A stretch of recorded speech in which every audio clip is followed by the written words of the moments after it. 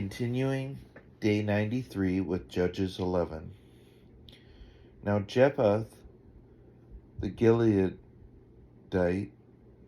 was a mighty warrior, but he was the son of a prostitute. Gilead was the father of Jephthah, and Gilead's wife also bore him sons. And when his wife's sons grew up, they drove Jephthah out and said to him, "You shall not have an inheritance in our father's house, for you are the son of another woman." Then Jephthah fled from his brothers and lived in the land of Tob, and worthless fellows collected around Jephthah and went out with him. After a time, the Ammonites made war against Israel. And when the Ammonites made war against Israel, the elders of Gilead went to bring Jephthah from the land of Tob. And they said to Jephthah, "Come and be our leader, that we may fight against the Ammonites." But Jephthah said to the elders of Gilead, "Did you not hate me and drive me out of my father's house? Why have you come to me now, when you are in distress?"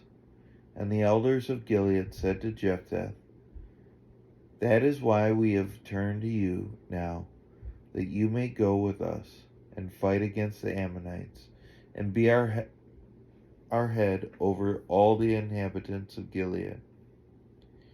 Jephthah said to the elders of Gilead, "If you bring me home again to fight against the Ammonites, and the Lord gives them over to me, I will be your head." And the elders of Gilead said to Jephthah, "The Lord will be witness between us, if we do not do as you say." So Jephthah went to the elders of Gilead, and the people made him head and leader over them. And Jephthah spoke all his words before the Lord at Mizpah.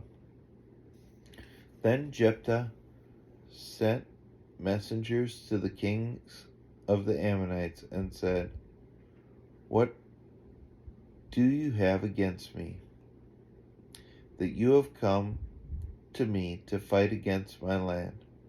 And the king of the Ammonites answered the messengers of Jephthah, "Because Israel, on coming up from Egypt, took away my land from the Arnon to the Jabbok and to the Jordan, now therefore restore it peaceably."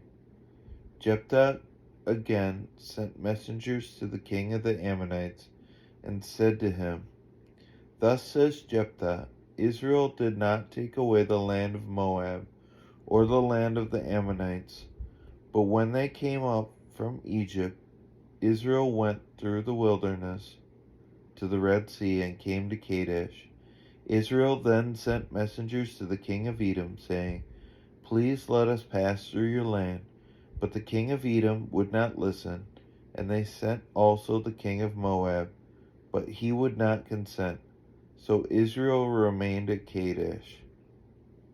Then they journeyed through the wilderness and went around the land of Edom and the land of Moab, and arrived on the east side of the land of Moab, and encamped on the other side of the Arnon. But they did not enter the territory of Moab, for the Arnon was the boundary of Moab. Israel then sent messengers to Sihon, king of the Amorites, king of Heshbon, and Israel said to him, "Please let us pass through your land to our country." But Sihon did not trust Israel to pass through his territory. So Sihon gathered all his people together and encamped at Jahaz and fought with Israel. And the Lord, the God of Israel, gave Sihon and all his people into the hand of Israel, and they defeated them. So Israel took possession of all the land of the Amorites, who inhabited that country. They took possession of all the territory of the Amorites, from the Arnon to the Jabbok,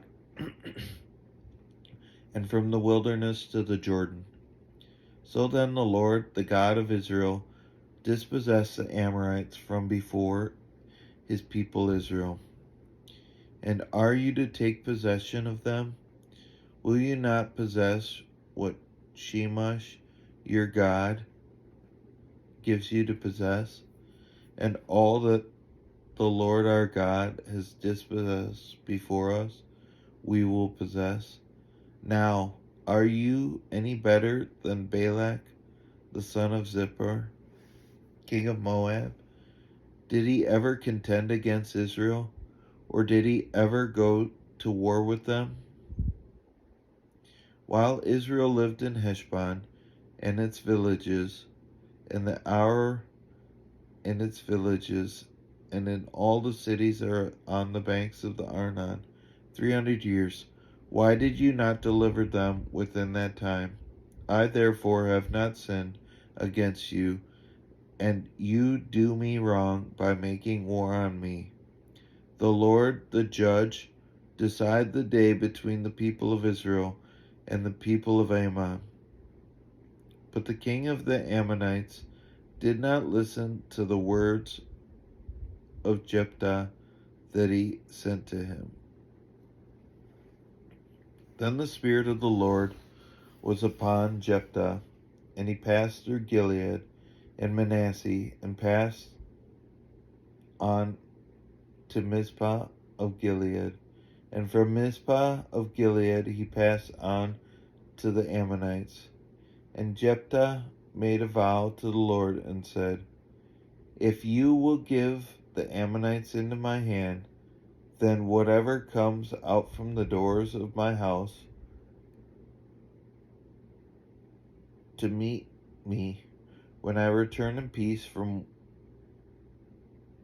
the Ammonites shall be the Lord's, and I will offer it up for a burnt offering. So Jephthah crossed over to the Ammonites to fight against them, and the Lord gave them into his hand, and he struck them from Aroer to the neighborhood of Minnith, 20 cities, and as far as Abel Keramim, with a great blow. So the Ammonites were subdued before the people of Israel. Then Jephthah came to his home at Mizpah, and behold, his daughter came out to meet him with tambourines and with dances. She was his only child. Beside her, he had neither son nor daughter. And as soon as he saw her, he tore his clothes and said, alas, my daughter, you have brought me very low, and you have become the cause of great trouble to me. For I have opened my mouth to the Lord, and I cannot take back my vow. And she said to him, my father, you have opened your mouth to the Lord. Do to me according to what has gone out of your mouth. Now that the Lord has avenged you on your enemies, on the Ammonites. So she said to her father, let this thing be done for me. Leave me alone 2 months, that I may go up and down on the mountains and weep for my virginity, I and my companions. So he said, go. Then he sent her away for 2 months, and she departed, she and her companions, and wept for her virginity on the mountains. And at the end of 2 months she returned to her father, who did with her according to his vow that he had made. She had never known a man, and it became a custom in Israel that the daughters of Israel went year by year to lament the daughter of Jephthah the Gileadite 4 days in the year.